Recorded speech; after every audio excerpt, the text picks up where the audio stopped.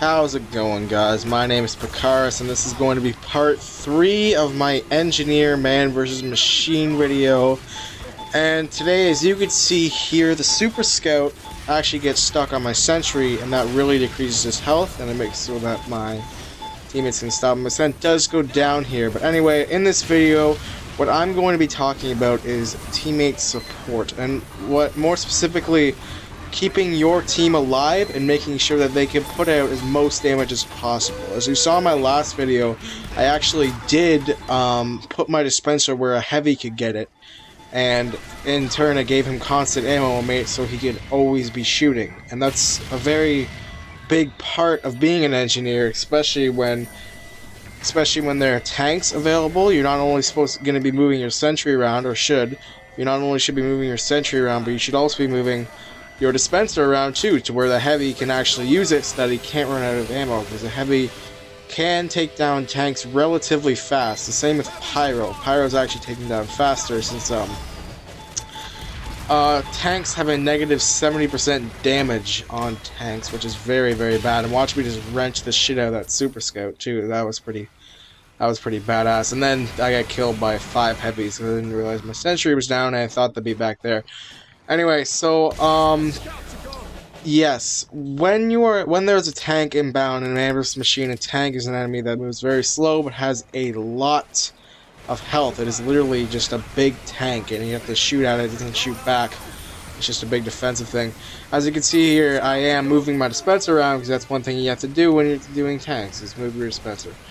Another thing is upgrading dispenser range. Dispenser range is a very important part of MVM, and before, I was always told to be one of the few engineers that did upgrade dispenser range. This was before Man vs. Machine got updated a little while ago. I remember I was always told that my dispenser, that is a good thing that I was upgrading my dispenser range. So that's good, because dispenser range really helps your teammates out by allowing them to get healed and ammo from a pretty decent radius. You can get to a maximum of 4 times the usual dispenser range. The dispenser range goes for like a foot in the TF2 world. Another thing that you should be talking about in order to help your teammates. Let's say a Super Scout pushes through. A Super Scout pushes through all the way over to the bomb site, but luckily you had a soldier who recently died back in spawn, and he killed the Super Scout before it was to deploy your bomb. As an engineer, what you should be doing, in my opinion, is you should be going back. This isn't that important, and you don't have to do this, but it will help a lot. Usually your teammates can survive without your sentry. If not, then I wouldn't recommend doing this. But you should be pushing your sentry back to where the bomb is, so that another Super Scout can't break through, and that can't happen again.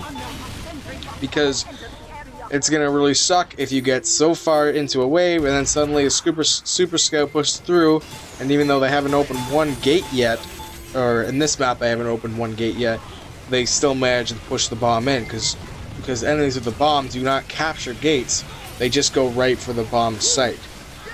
One more thing, in order to support your teammates, you should make it so that certain giants are not shooting at them.